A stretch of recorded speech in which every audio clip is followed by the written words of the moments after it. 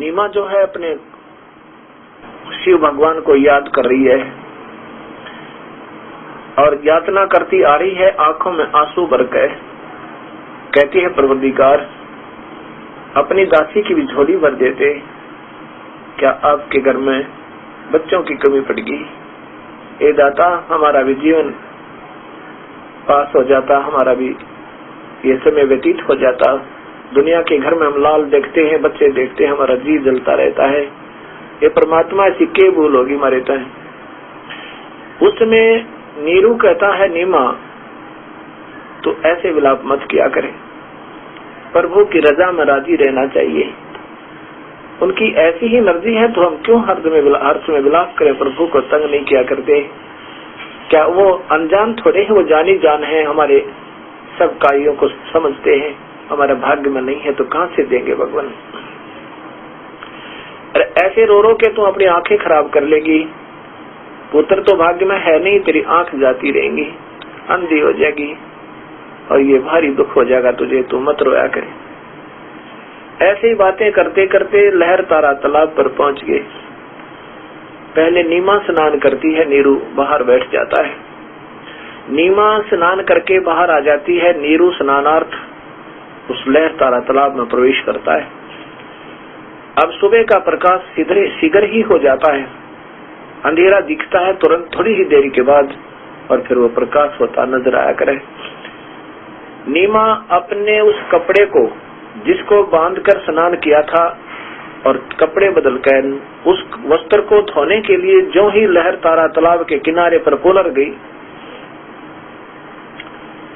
तो क्या देखा कि एक कोई वस्तु ऐसे नजर आ रही है, कोई वस्तु हिल रही है ऐसे ऐसे। कबीर परमेश्वर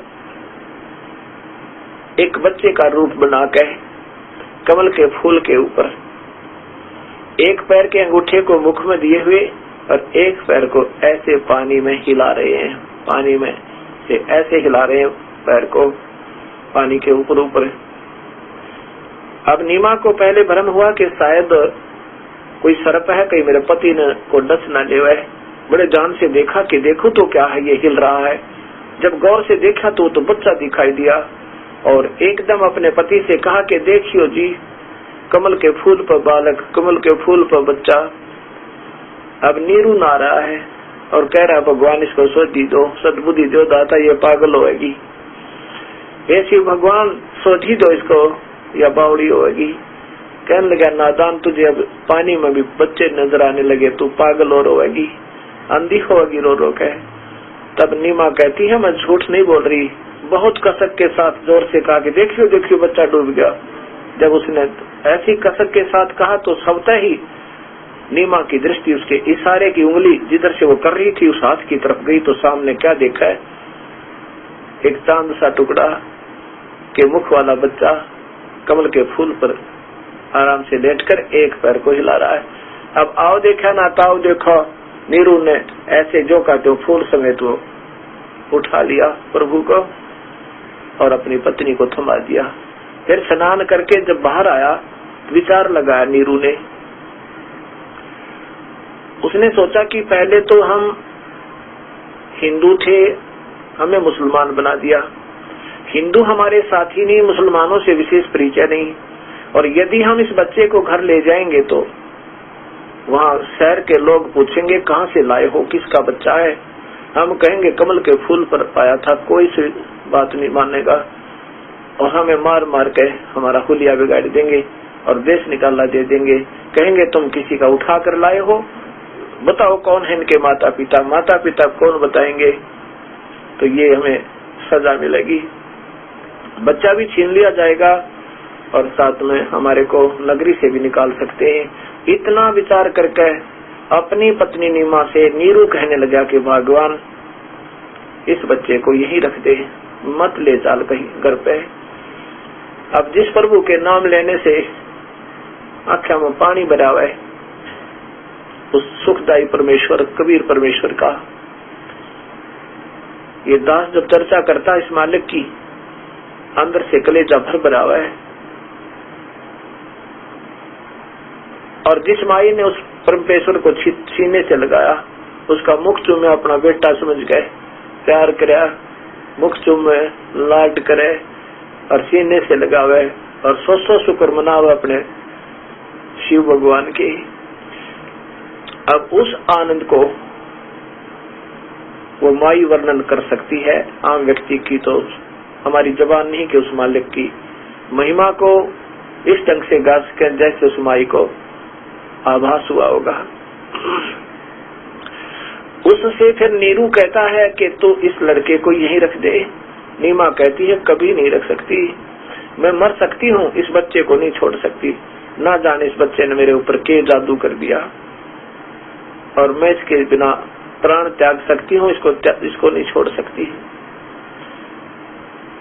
अब नीरू ने कहा नादान तू हमेशा जिद करती रहती है, कुछ तो विचार करो।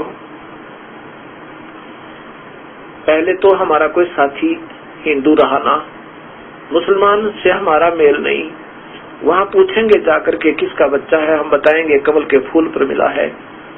लोगों को विश्वास नहीं होगा, अविश्वास के कारण हमारे को सजा देंगे, जबरदस्ती पीठ छेद कर हमसे पूछेंगे बताओ इसका बच्चा कौन है।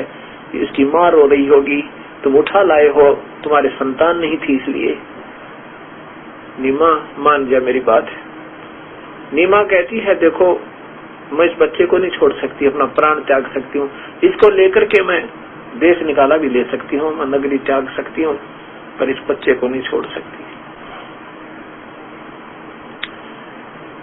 नीरू को और कोई कोई बात नहीं सूझी कि ये मानेगी नहीं। पहली बार अपनी पत्नी की तरफ हाथ उठाया, कहने लगा तू तो बिल्कुल ही जिद्दी हो गई है, बिल्कुल समाज को भी नहीं देख रही है, रख दे इस बच्चे को नहीं तेरे तो मैं थप्पड़ लगा दूंगा। और पहली बार अपनी पत्नी की तरफ आंखों में पानी भरकर ऐसे हाथ किया था। उसमें कबीर परमेश्वर वो नवजात शिशु के रूप में बोलते हैं कि नीरू कुछ ना कह तू इसको और ले चल मुझे घर पे, तुम्हें कोई कुछ नहीं कहेगा। अब नीरू घबरा गया, उसने सोचा कहीं ये कोई फरिश्ता ना हो और कहीं मेरे को हानि ना उठानी पड़ जा। हाथ जोड़कर नमन हो गए और चल पड़ा।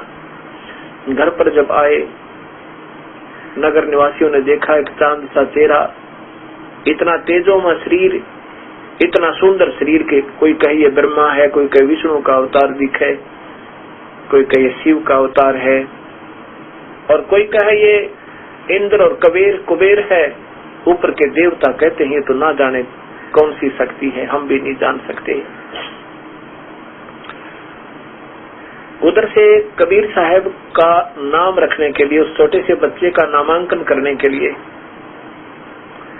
पंडित जी भी पहुंच जाते हैं, पुरोहित जी, क्योंकि नए नए मुसलमान बने थे और ये गुरु लोग जो होते हैं ये शर्फ चढ़ने के चक्कर में रहते हैं। उसमें ये नहीं देखते हिंदू और मुसलमान। पुरोहित वहां पहुंच गए कि भाई तुम्हारे लड़का हुआ है नीरू और हम नाम रखना है। कहा जाओ बैठो महाराज जी। उधर से एक काजी भी पहुंच गए कुरान शरीफ लेके, तब उन्होंने कहा कि हम रखेंगे इनका नाम, अब ये मुसलमान बन चुके हैं। तो पुरोहितों ने कहा कि ठीक है नाम तुम रख लो, चवन्नी तो हमें भी मिल जाएगी, नाम तुम रख दो कोई बात नहीं। अब काजियों ने क्या किया, कुरान शरीफ वो पवित्र पुस्तक को ऐसे खोला, ऐसे वो नामांकन करते हैं कि पहले अक्षर जो पहला एकदम खोलते ही पृष्ठ राइट हैंड को जो पहला अक्षर होता है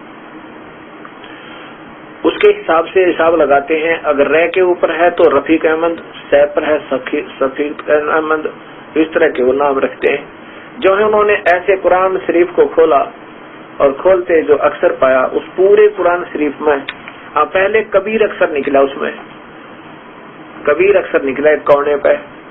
तो काजियों ने देखा कि भैया था कबीर अक्षर निकल गया। अरे एक छोटी जाति के जुल्हाए के बच्चे का इतना सुंदर पवित्र नाम, अल्लाह का नाम, ये नहीं रखा जा सकता। ये तो उच्च घरानों में रखा जाता है।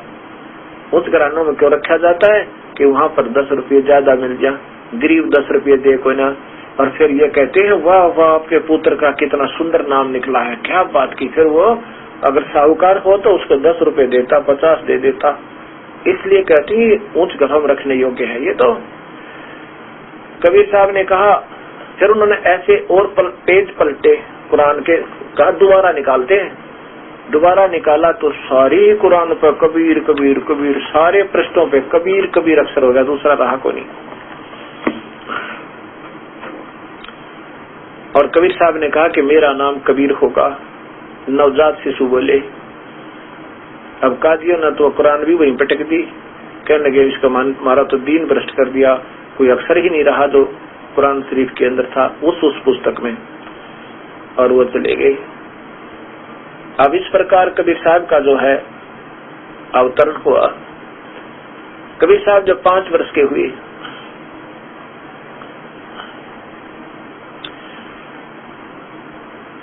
एक दिन की बात है कि रामानंद जी काशी के अंदर बहुत सुप्रसिद्ध वेदों के ज्ञाता, गीता जी के मर्मज्ञ ज्ञाता माने जाते थे।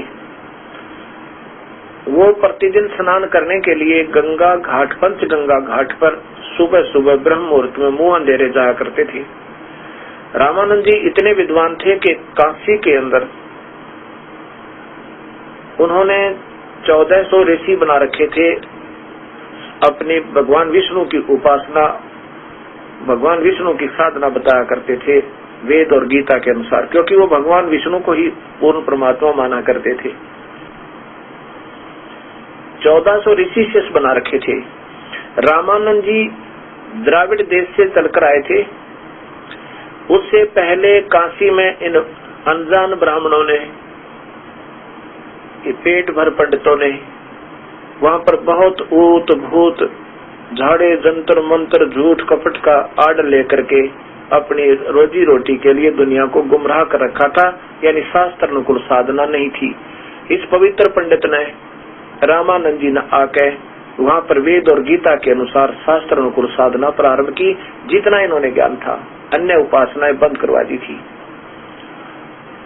रामानंद जी का बड़ा बोलबाला था, बहुत बड़े विद्वान पुरुष माने जाते थे, चारों वेदों के ज्ञाता और गीता जी के मर्मज्ञ जानने वाले, जैसा उन्होंने ज्ञान था।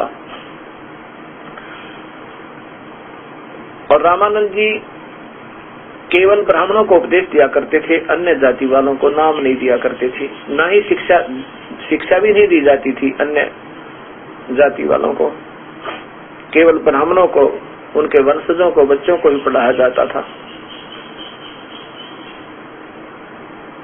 ये कुछ समय की आवश्यकता भी होती है।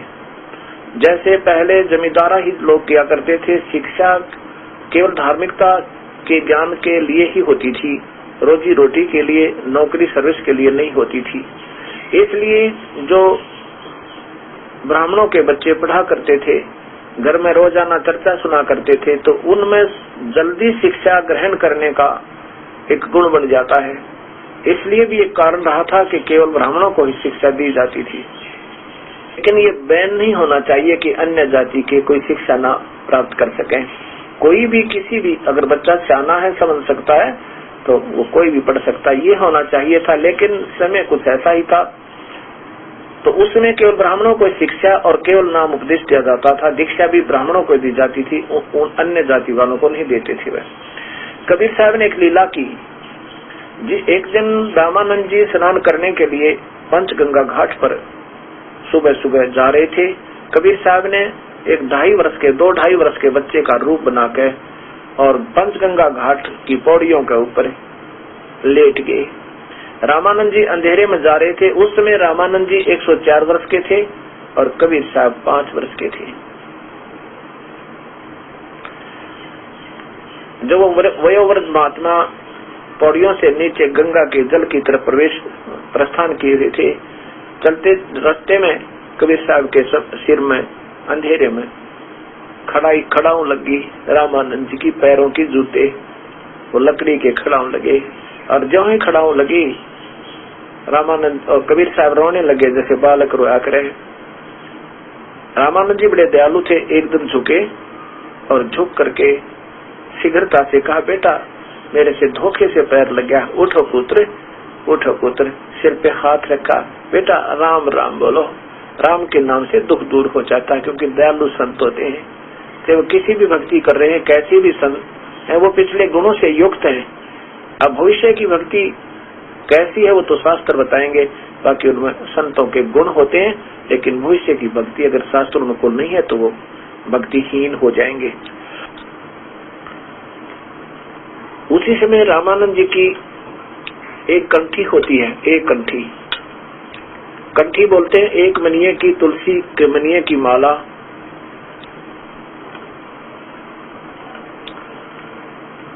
एक माला केवल एक ही तुलसी के मनके की होती है, उसको उन्हीं को प्रदान किया जाता है जिनको वैष्णव परंपरा से उपदेश हो। वो प्रतीक होती है कि इस अमोघ भक्त ने वैष्णव परंपरा से उपदेश प्राप्त है। वो स्वयं रामानंद जी भी अपने गले में रखा करते थे। रामानंद जी की गले की वो एक मनिये वाली कंठी कबीर साहब के गले में प्रवेश कर गई अंधेरे में। वो तो लीला थी दाता की, जो भी उन्होंने करना था कबीर साहब ने ऐसा कर लिया। और कबीर साहब को रामानंद जी ने कहा कि बेटा रो मत, बैठ जा। कैसे आ गया तू इसे अंधेरे में? और ऐसा है तुझे सुबह तेरे घर भिजवा देंगे, बेटा चिंता ना करे, मैं स्नान कर लेता हूँ, तुझे अपने आश्रम में ले चलूंगा। वही गंगा घाट के साथ में ही उनका आश्रम था। रामानंद जी स्नान करने लग जाते हैं और कबीर साहब वहां से अंतर ध्यान हो गए, अदृश्य हो गए एकदम, और अपने माता पिता की झोंपड़ी में आकर के और सो गए। कुछ दिनों के बाद कबीर साहब एक ऐसे स्थान पर गए जहां पर एक रामानंद जी का शिष्य, ऋषि शिष्य भगवान विष्णु की महिमा गा रहा था। वो कह रहे थे कि कबीर विष्णु भगवान सर्वशक्तिमान है, सारी सृष्टि के रचनहार हैं, यही ब्रह्मा विष्णु शिव रूप धारण करके और सारी सृष्टि को चला रहे हैं। ये अजन्मा है, ये अजर है, ये अमर है। कबीर साहब ने उनसे पूछा रामानंद जी के शिष्य से कि हे ऋषिवर, एक शंका है दास के मन में, कृपा उसका समाधान कीजिए। ऋषि ने पूछा हाँ बोलो क्या बात है? कबीर साहब ने कहा कि मैंने एक पंडित जी से शिव पुराण की कथा सुनी थी। वो बता रहे थे कि भगवान शिव जी से विष्णु और ब्रह्मा की उत्पत्ति हुई, और एक दिन देवी भागवत महापुराण सुना था, उसमें बताया गया कि ब्रह्मा विष्णु महेश की माता प्रकृति देवी है और इनके पिता काल भगवान ब्रह्म है।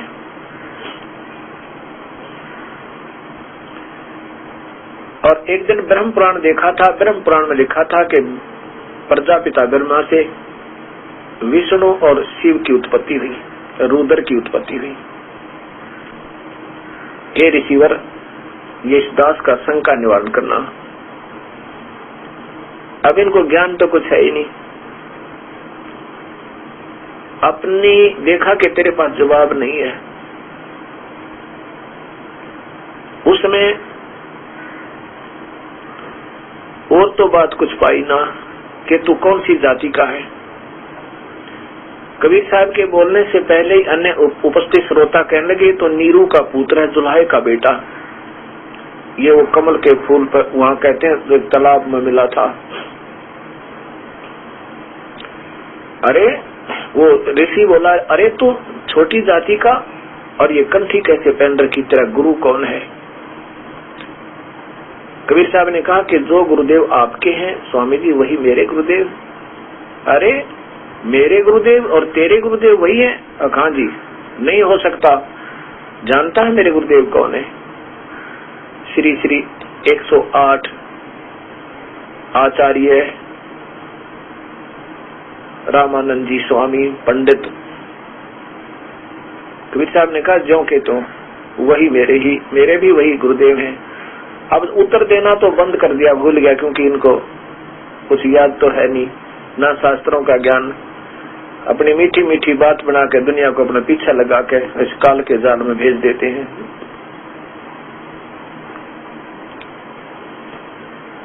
वो बात तो छोड़ दी। कहने लगा, देख लो भी श्रोतागणों, ये कितना झूठा है। कहता है कि स्वामी रामानंद जी ने इनको नाम दे रखा है, गुरुदेव को बताऊंगा और कल देखना तेरे साथ क्या बनेगी। तू बेइज्जती करता है, तेने हमारी नाक काट दी, हमारे गुरुदेव की इंसल्ट कर दी। ये कहकर के वहां से उठ कर आ जाता है। स्वामी रामानंद जी से कहा, है गुरुदेव, हम तो बाहर निकलने के योग्य नहीं रहे। रामानंद जी ने कहा, क्या बात होगी ऋषि जी, क्या बात होगी वत्स? एक नीच जाति का जुल्हे का बेटा, वो नीरू का पाल, नीरू के द्वारा परवरिश हो रहा है। वो कहता है कि मैंने रामानंद जी से उपदेश ले रखा है, आपसे कहते हैं उपदेश ले रखा है। कहा उसने, और ये स्वामी जी, हमारी तो उन्होंने नाक काट ली, हम तो बाहर निकलने के योग्य नहीं छोड़े उसने। अब दुनिया हमें थूक रही है कि तुम्हारे गुरुदेव गिर गए, छोटी जाति वालों को उपदेश देते हैं। रामानंद जी ने कहा कि मैंने कोई उपदेश नहीं दिया, और कल, अब तो होगी देर, कल सुबह लाओ उसको पकड़ के और देखना तुम्हारे सामने जूते लगाऊंगा।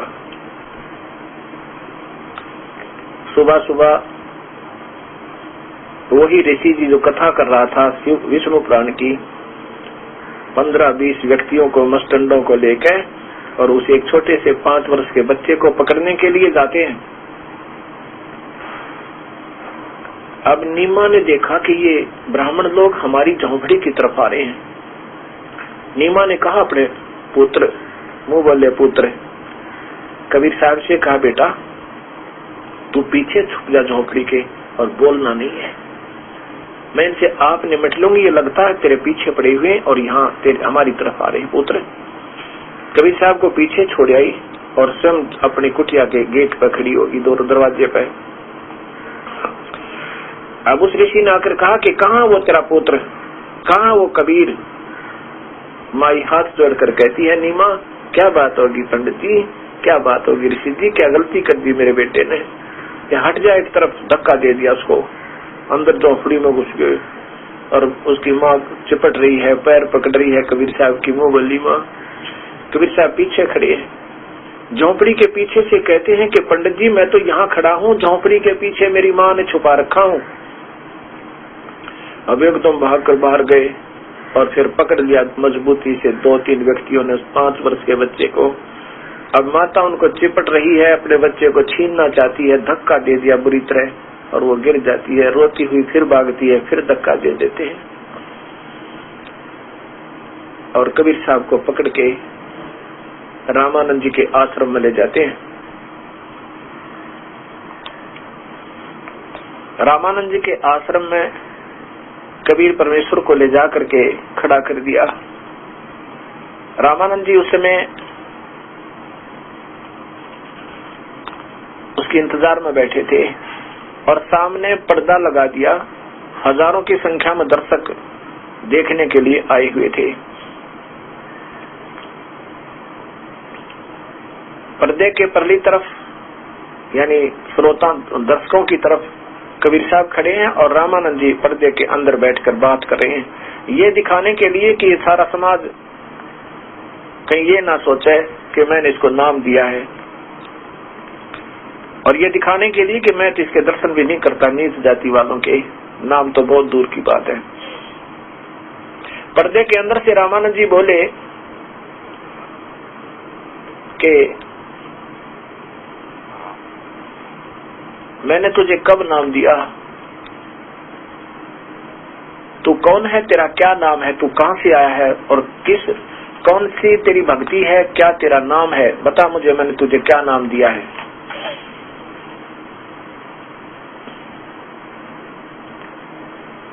तेरी क्या जाति है?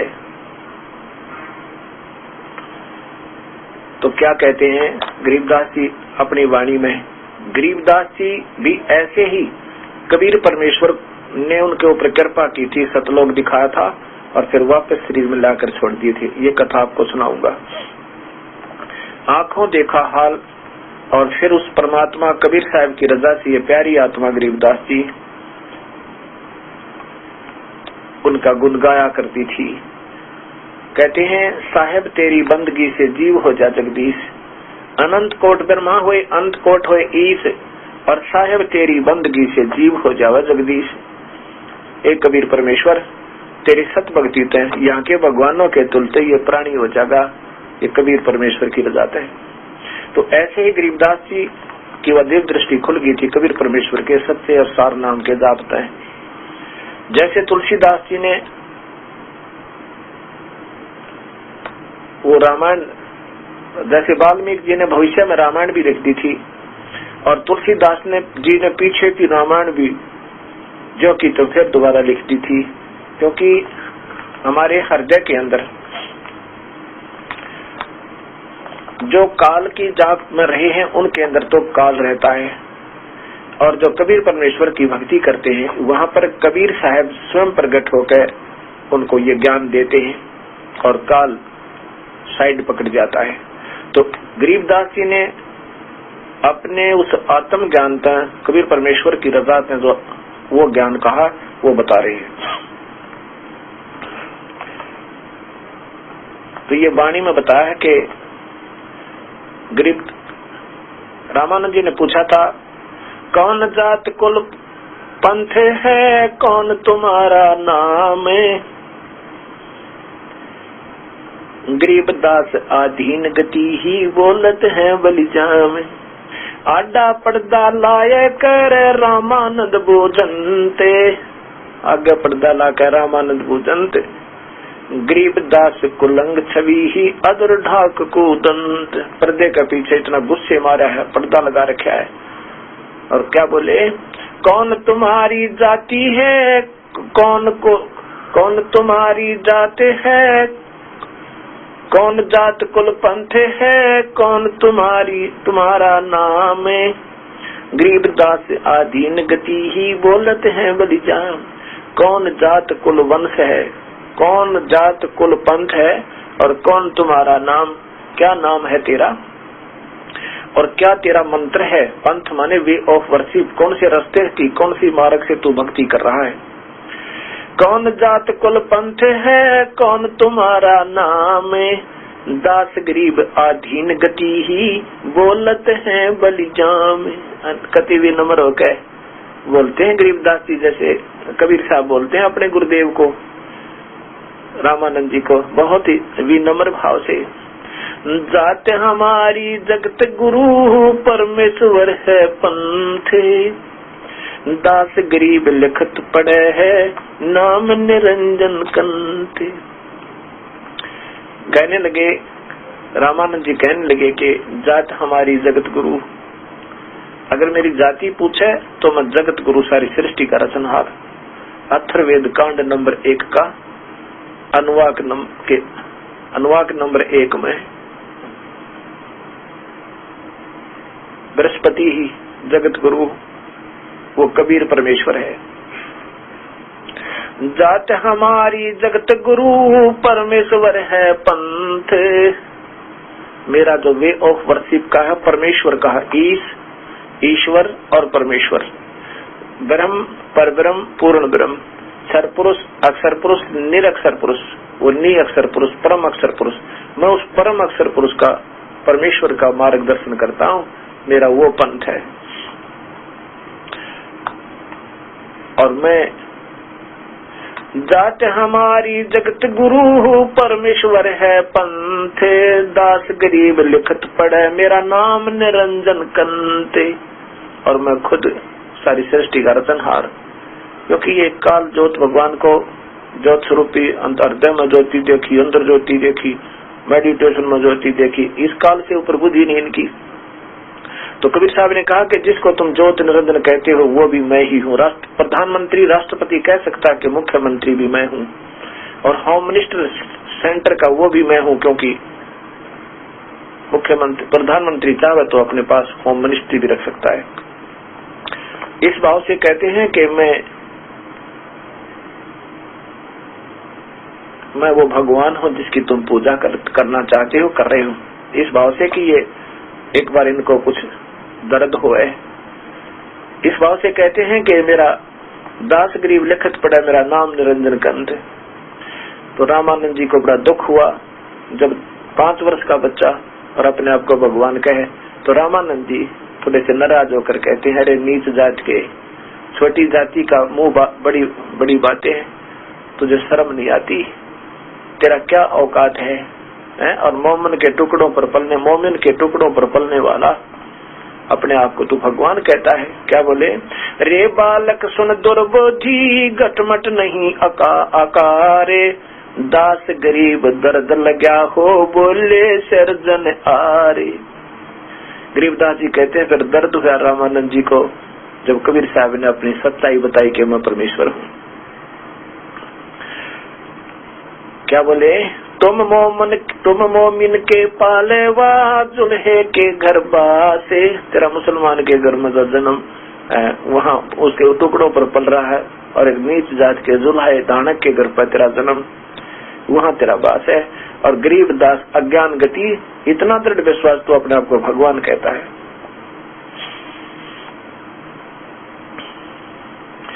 तर्क तलु से बोलते रामानंद सुर ज्ञान, दास गरीब कुजात है आखिर नीच निदान। रामानंद जी ने बोले, रे छोटी जात के नीच है ना, इसलिए तो तू अपने आप को ज्यादा छोटा मुंह बड़ी बात कर रहा है। तो कबीर साहब कहने लगे, हे गुरुदेव, आप मेरे पूज्य गुरुदेव हो, आप मुझे नीच कहो, दुष्ट कहो, कुत्ता कहो, मैं आपका दास हूँ, क्योंकि मैं आपका शिष्य हूँ। और जब क्या बोले बंदी छोड़,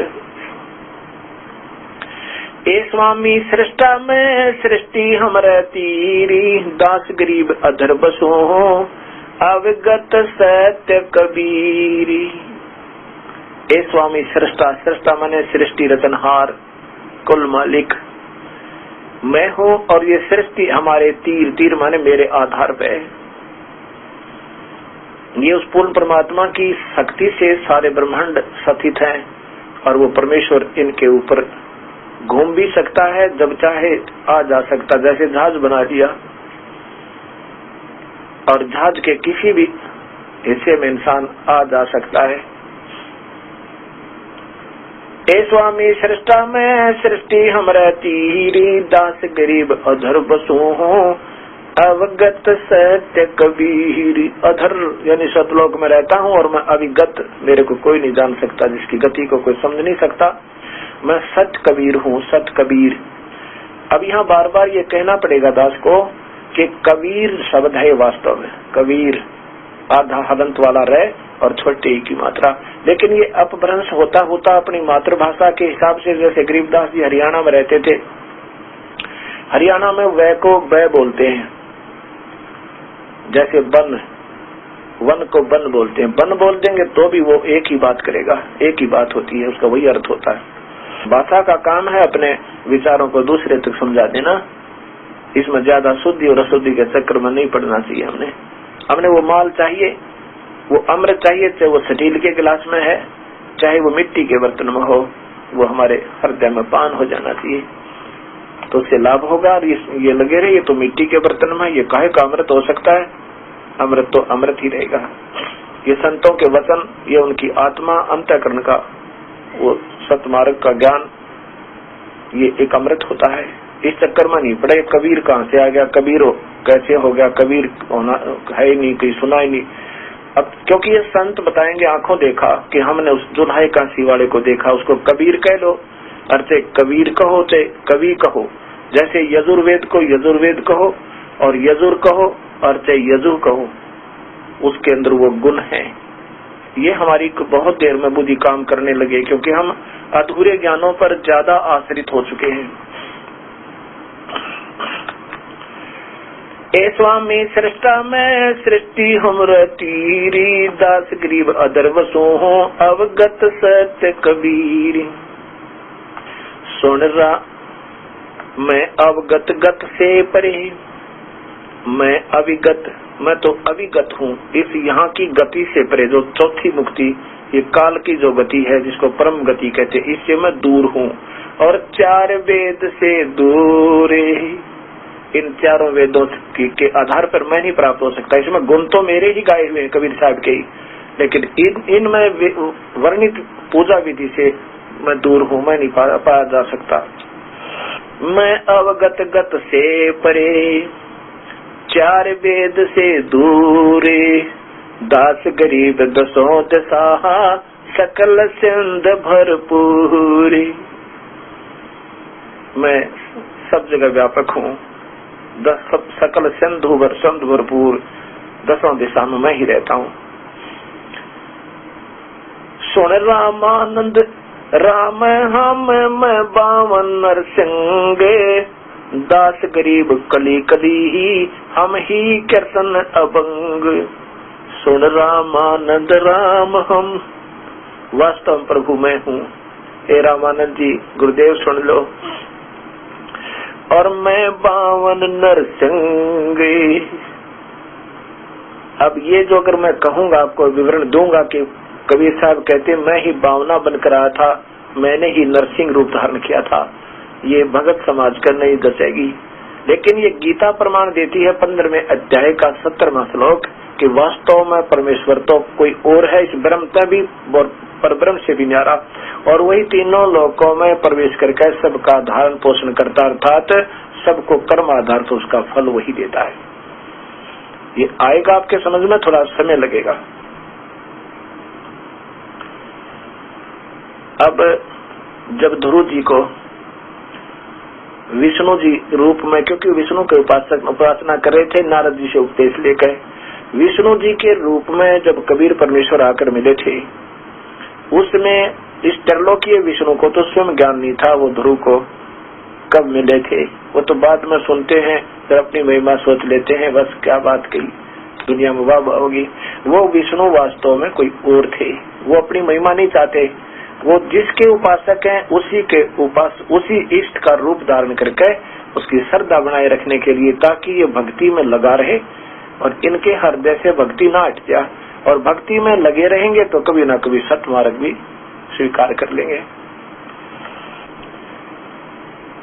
सुन रामानंद राम हम बावन नरसिंह, गरीब दास कली कली ही हम ही कृष्ण अभंग। अब ये कृष्ण भगवान भी कहते मेरी शक्ति चल रहे हैं। सुन स्वामी सतभाग हूँ, झूठ न हमरे रिंच, दास गरीब हम रूप बिना और सकल पर पंच। सुन स्वामी, हे गुरुदेव, मैं सच्ची कहता हूँ, कभी भी झूठ नहीं बोल रहा, और मेरे रूप के बिना अर्थात मेरी उपासना के बिना और सब एक रिंचक भी भक्ति नहीं, आपकी एक रिंच नहीं है। हम रोवत है सृष्टि को, सृष्टि रोवे मोहे, गरीब दास इस वियोग को हो समझ न सकता कोई। कबीर साहब कह रहे हैं कि मैं तो इन मेरी प्यारी आत्माओं को रो रहा हूँ, तुम मेरे बच्चे हो, आ जाओ मेरे पास, तो मेरी आत्मा हो। और ये कहते हैं ये उस सुखदायी परमात्मा को ढूंढते रो रहे हैं। कहाँ वो सुखदायी परमात्मा, कहाँ वो पाप के दंड को काटने वाला वो सुखदायी परमेश्वर मिला है। और मैं कहता हूँ मैं हूँ, लेकिन इस काल ने हमारे बीच में अज्ञानता का पर्दा भर दिया। मैं रोवत हूँ सृष्टि को, सृष्टि रोवे मोहे, गरीब दास मारे वियोग को समझ न सकता कोई। अब कबीर साहब कह रहे हैं कि मैं तो रोनता फिरूं, आ जाओ भाई, मैं हूँ तुम्हारा वास्तव में पिता, और ये काल तुम्हारा वास्तविक भगवान सुखदायी परमात्मा नहीं है। लेकिन इस अक्षणिक सुख को पाकर या कोई राजा बन गया, कोई महाराजा बन गया, कोई सेठ बन गया, और कोई इंद्र बन गया, कोई ब्रह्मा विष्णु महेश बन गया। अब ये सोचे बस तो मौज हो रही है, फिर देखी जाएगी, फिर क्या देखेंगे जब गधे बन जावांगे। देखना तो अब है हमने। अब कोई संत ढूंढे सच्चा, और अपनी मान मर्यादा त्याग कर अपना जीवन सफल करना चाहिए। 2 दिन की प्रभुता है, कल जीवन पूरा हो जाए, और भक्तिहीन प्राणी की वहाँ के दुर्गति होगी। सभी भक्तों ने, सभी ऋषियों ने, संतों ने खूब ज्ञान है, ये महिमा बोलनी होगी। हमने दास बनना होगा, और दास के अभिमान नहीं होता, अपना जीवन कल्याण उद्देश्य होता है। अब क्या कहते हैं, चारों युग में हम फेरे, चारों युग में मैं फेरूं, नहीं आऊं नहीं जाऊं, गरीब दास गुरु भेद से लखो हमारी ठाव। चारों युग में मैं आता हूँ। वैसे तो जैसे हमारे शरीर में कहीं भी चाहे पंजे में, पैर के पंजे में कोई कांटा लग जावे, एकदम हाथ पहुंच जाता है फ्रिक्शन ऑफ सेकंड में। ऐसे ही परमात्मा कबीर साहब की इतने समर्थ हैं, ये सभी असंख्य ब्रह्मांड उनकी ऐसे रीचेबल हैं, उनकी रेंज में ऐसे आते हैं जैसे हमारे हाथों की रेंज में हमारा सारा शरीर आ जाता है। कबीर साहब यहाँ पर जब आते हैं अपना तेज पुंज का एक और कोट बना देते हैं मनुष्य जैसा। वैसे तो मनुष्य जैसे शरीर में वहां रहते हैं अपने वास्तविक रूप में, लेकिन वहां इनका तेज बहुत ज्यादा है। उस तेज को छुपाकर अपनी सिद्धि शक्ति तय, सबद शक्ति तय और एक और कोट मनुष्य जैसा ही तेज पुंज का शरीर बना लेते हैं। वो नाड़ी नूड़ी के जोग जुगाड़ का नहीं होता। यजुर्वेद में अध्याय नंबर 40 का और श्लोक नंबर 8 दिखाता हूँ आपको। उसमें क्या लिखा है कि ये कबीर परमेश्वर है, नाड़ी आदि के जोड़ जुगाड़ से बने हुए शरीर का नहीं, स्वयंभू स्वयं प्रकट होता है। और कैसे आता है ये देखिएगा, यजुर्वेद अध्याय नंबर 40 का और श्लोक नंबर 8 दिखाता हूं आपको।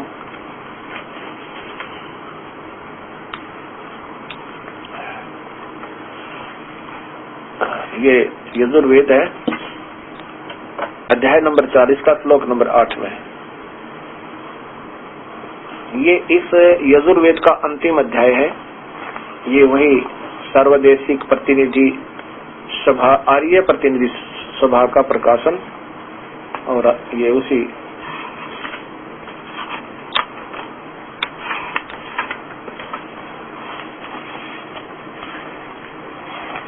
ये कहाँ से प्रकाशित है? प्रकाशक हैं सर्वदेशिक आर्य प्रतिनिधि सभा 2/5 महर्षिदान भवन, रामलीला मैदान, नई दिल्ली। इसमें आप देखिएगा ये श्लोक नंबर 40, अध्याय नंबर 40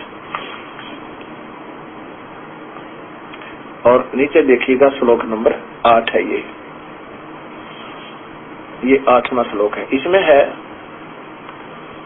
ये है कबीर मनीषी परिभू स्वयंभू, और इसमें है सप्रियागात शुक्रम शुक्रम अकायम अकायम अवर्णम असनाविरम शुद्धम अपापम शुद्धम और अपाप अविधम कबीर मनीषी परिभू स्वयंभू तथा तथ्य। ये सारा का सारा मैं ये इसलिए दिखा रहा हूँ, अब आपको मैं इसको इसकी संस्कृत दिखाता हूँ आपको।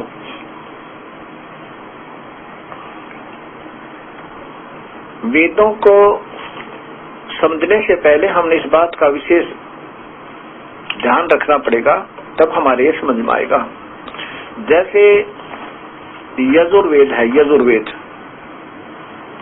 ये यजुर्वेद है, ये पवित्र पुस्तक यजुर्वेद है, और इसमें ये ऊपर रह लगा है यजुर्वेद। और यजुर्वेद किसे कहते हैं? ये एक पवित्र पुस्तक है, ये एक वेद है, ये एक बुक है। और इसमें क्या है कि यज्ञ सतुतियों की ऋचाएं हैं, प्रभु की महिमा गाई हुई है बड़े अच्छे ढंग से, बड़े रोचक ढंग से हम सब के लिए नित्य पाठ करने के लिए। और कोई इस यजुर्वेद की महिमा गावे और बतावे कि वो यज्ञ सतुतियों का की ऋचाओं का एक स्रोत है, बहुत अच्छी यज्ञ सतुतियां उसमें वर्णित है, बहुत अच्छी विधि लिखी है भगवान की उपासना की, और हम सबको उपासना करने योग्य वही ऋचाएं हैं। हम सब ने प्रतिदिन उनका पाठ करना चाहिए और जहाँ पर लिखा हो वो कहाँ है, वो गुण जो बताए जा रहे हैं वो संस्कृत में लिखा हो सह यजुर्वेद वेद, सह यजुर्वेद है, और ये लिखा हो वह यजुर्वेद है, तो वहाँ पर यजुर्वेद ही लिखना चाहिए कि वो यजुर्वेद है जिसके ये गुण गाए हैं, जिसमें ये अनमोल रतन, ये ऋचाएं भरी पड़ी हैं।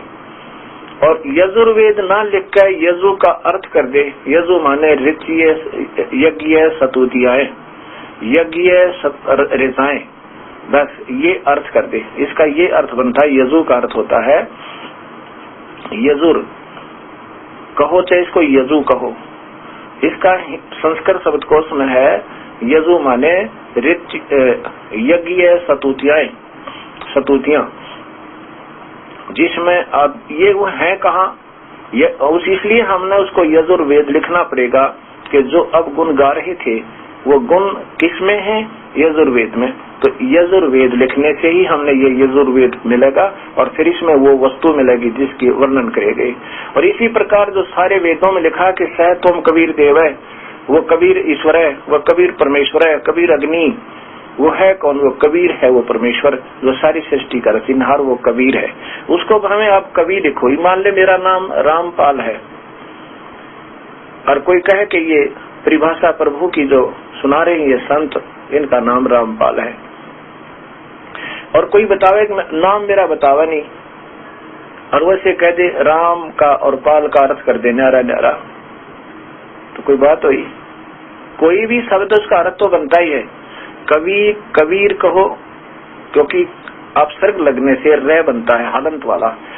जैसे हम जगत लिखें, जगत जग तय का हलंत लगा देते हैं, तो अगर वो हलंत हटा के तय को गुम थोड़ा किया जा सकता है। ऐसे भी हमने अगर मान लीजिए इसको हम यजु लिखे तो भी ये यजुर्वेद का बोध करेगा। यदि हम इसको कवि कहें, यदि हम शुद्ध भाषा में बोले तो कवि बोलेंगे। वो कवि समझो वो जुल्हा काशी में आया हुआ वही था वो कवि। यदि हम थोड़ी देर के लिए भूल जाएं कि ये काशी में कबीर परमात्मा नहीं आए थे भगवान, और फिर इस दृष्टिकोण से सोचे तो फिर कौन है? वो कबीर है जिसमें सारे भंडार भरे हैं। पहले ऋषियों ने अपना ये निर्णय देकर छोड़ दिया कि कबीर दंडी ही कबीर दंडी। ये कबीर जो है ये अद्वितीय है, अद्वितीय, इसके बराबर कोई नहीं है। पर ये है कौन? ये हमारी बुद्धि से बाहर की बात है। तो वो स्वयं अपना ज्ञान देने के लिए स्वयं आते हैं।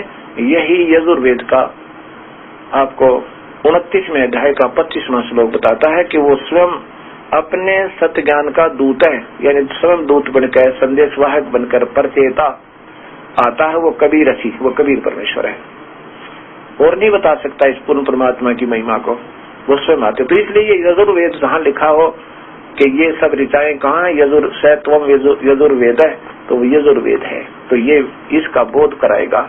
ऐसे ही ये कबीर परमेश्वर, जहाँ पर कबीर है, कवि ही या कबीर लिखा है, वो समझो काशी में आए हुए वही परमेश्वर थे, उनका नाम कबीर है। और अब भ्रंश होता होता वो कबीर बन गया। जैसे यजुर्वेद, यजुर, अब देखो आपको ये देखिएगा, ये एक यजुर्वेद है और इसको अब यजुर्वेद की संधि छेद करके लिखें, ये रे ला दिया तो भी वही बात है, और इसको ऐसे लिख देंगे तो भी ये वेद है जिसमें यज्ञ सतुति की रचाएं हैं। उस धार्मिक पुस्तक को यजुर्वेद कहते हैं। ऐसे ठीक इसी प्रकार चारों वेदों में लिखा है कि स कबीर, इसको कबीर देव ऐसा ही छोड़ दो तो क्या होया? कबीर देव, कबीर भगवान, देव माने परमेश्वर, कबीर माने कबीर, कबीर ऐसे लिख दो। ये कबीर देव लिखा आपके सामने, ये कबीर परमेश्वर। ये अपभ्रंश होता होता फिर ये कबीर बन गया। जैसे आपको बता, हरियाणा, यूपी, पंजाब, राजस्थान के अंदर जहाँ तक हमने सुना है वो वह को बै बोल देते हैं। जैसे गुरु नानक देव जी की वाणी में विचार की जगह विचार लिखा, विचार। ऐसे इस कबीर को कबीर कबीर करके फिर कबीर बन गया। अपभ्रंश होता ये कबीर बन गया इसलिए क्योंकि ये प्रसिद्ध नाम हो गया, इसलिए इसको कबीर कहा जाता है। वास्तव में ये ऐसे लिखोगे तो भी यही परमेश्वर है, ऐसे लिखेंगे तो भी ये परमेश्वर है, जैसे ऐसे लिखेंगे तो भी ये पवित्र पुस्तक है, ऐसे लिखेंगे तो भी ये पवित्र पुस्तक का ही बोध करा रही है। अब ये जब तक नहीं हम अपने हृदय में उतारेंगे, नहीं रखेंगे, तब तक हम वेद को नहीं समझ सकते। इसी प्रकार ये ज्ञान उलझा हुआ है। अब जो मैं बताना चाह रहा था आपको कि अब वो आपको दिखाना चाहता हूं, वो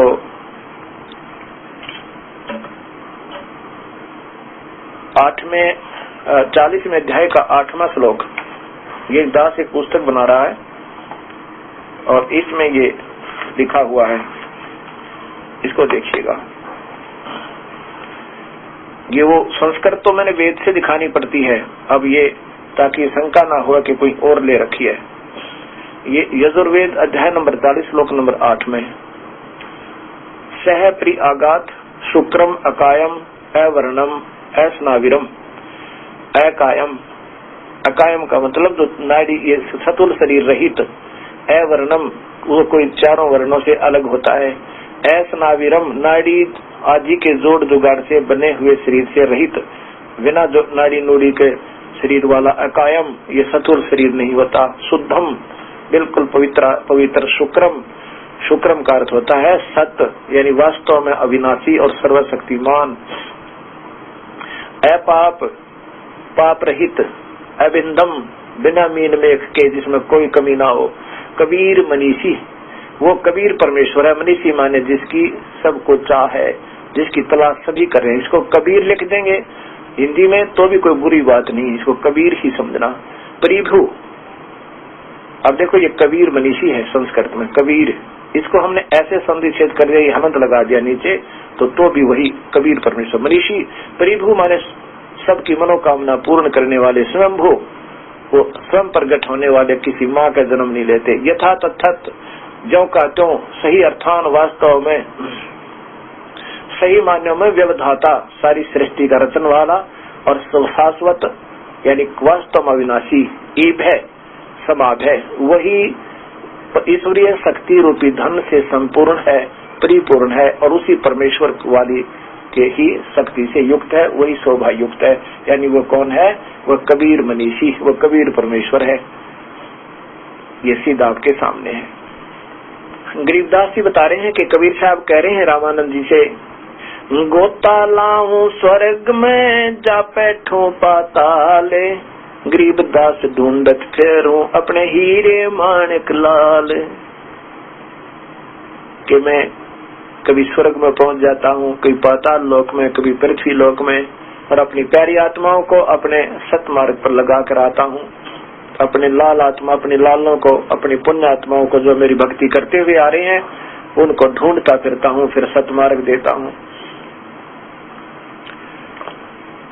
अब क्या होता है, रामानंद जी ने सोचा ये तो बहुत बातें बना रहा है, और बातें बना रहा है, बड़े इनकी आवाज में कसक है और सच्चाई की झलक है। निर्भय होकर कह रहा है। विद्वान पुरुष ने सोचा बाद में बात करूं, पहले अपने नित्य कर्म कर लेता हूं। रामानंद जी ने कहा कि तू बैठ जा, बाद में बात करूंगा तेरे से। बैठ जा, तू ज्यादा बोल रहा है ना, मैं अपनी पहले पूजा कर लेता हूं, फिर तेरे से बात करूंगा। रामानंद जी ने ये सोचा, ये कहा, और क्या किया, पर्दे के पीछे अपना कर्म कांड करने लगे। भगवान विष्णु की मूर्ति, यानी भगवान श्री कृष्ण की मूर्ति, विष्णु कहो चाहे श्री कृष्ण कहो, श्री कृष्ण जी की मूर्ति या विष्णु जी की मूर्ति कल्पना किया करते थे। वो वैसे नहीं करते थे कर्मकांड जैसे आम व्यक्ति करते हैं। मूर्ति को क्या करते हैं कि मूर्ति को नहलाते हैं प्रतिदिन सवेरे, और फिर उसको पुराने पहले दिन वाले वस्त्र निकाल देते हैं, और फिर नए वस्त्र उनके ऊपर डाल देते हैं, पहनाते हैं, फिर मुकुट लगा डाल रखते हैं, माला डालते हैं, तिलक लगाते हैं, फिर बाद में मुकुट रखते हैं। ऐसे ही रामानंद जी आंखें बंद करके कल्पना किया करते थे भगवान श्री कृष्ण की मूर्ति, और ये ऐसे अपनी भावना बनाया करते जैसे मैं अपने ही सिर पे स्वयं ही गंगा का जल लिया हूँ मटके में भरकर, और ऐसा महसूस करते थे, कल्पना करते थे, ऐसी भावना बनाए रखते थे, कर्मकांड ऐसे करते थे। और कल्पना से अपने ही अंदर एक मूर्ति बनाते थे भगवान श्री कृष्ण की, कहो चाहे विष्णु जी की। उसको उस अपने स्वयं लाए हुए जल से जैसे नला रहे हो और पुराने वस्त्रों को धोकर सुखा दिया है, ताजे वस्त्र धोकर रखे हुए उनको पहना दिया, धोती आदि बांध के भगवान का, और फिर तिलक लगा दिया, मुकुट रख दिया। उस दिन माला व कंठी नहीं डाली, एक मनीय वाली भूल गए, और मुकुट रख दिया। मुकुट रखने के बाद उस दिन उतारा नहीं जाता, मुकुट उतारा तो पूजा खंडित, और माला कंठी नहीं डली तो पूजा अधूरी, यानी दोनों दोष युक्त भक्ति बन गई। अब रामानंद जी बड़े असमंजस में पड़ गए कि हे भगवान, आज पहली बार गलती हुई इस दास्त है, अपने जीवन में कभी भूल नहीं हुई थी, अब इस माला को नहीं डालो तो मेरी आज की पूजा गई, ऐसा क्या जुल्म हुआ मेरे तय। तो उन्होंने सोचा रामानंद जी ने कि इस माला को ऐसे मुकुट के अंदर से डाल के देखता हूँ, शायद गले में आ जाए, लेकिन मुकुट में वो माला फंस गई, अड़गी, अटक गई। रामानंद जी बड़े दुखी हो रहे, अंतःकरण थे, आज क्या बड़ी मालिक मेरे साथ, क्योंकि जिनको ज्ञान हो प्रभु की भक्ति का, एक दिन भी व्यर्थ चला जावा तो उनको 100 वर्ष के समान दुख होता है कि मेरी 100 वर्ष की भक्ति जैसे व्यर्थ होगी, हो इतना दुख होया करता है। अब बड़े दुखी आत्मा से सोच रहे हैं, प्रभु आज क्या ऐसा मेरे से दोष बन गया, क्या मेरे से ऐसी कौन सी गलती बन गई, मेरा कौन पाप अड़ा आजा आके आगे, दाता कभी नहीं भूला था, कभी गलती नहीं बनी थी। इतना अंतःकरण में कसक कर रहे थे। बाहर से वो कबीर परमेश्वर 5 वर्ष के बच्चे बोले, स्वामी जी, हे गुरुदेव, इस माला की गुंडी खोल लो, गांठ खोल दो, और फिर ऐसे गांठ लगा दो, ये मुकुट उतारना नहीं पड़ेगा। ओए होए, रामानंद जी ने फिर काहे की मुकुट उतारे थे, काहे की गांठ लगावे थे, काहे की माला, डोडी पर्दा दूर भगा।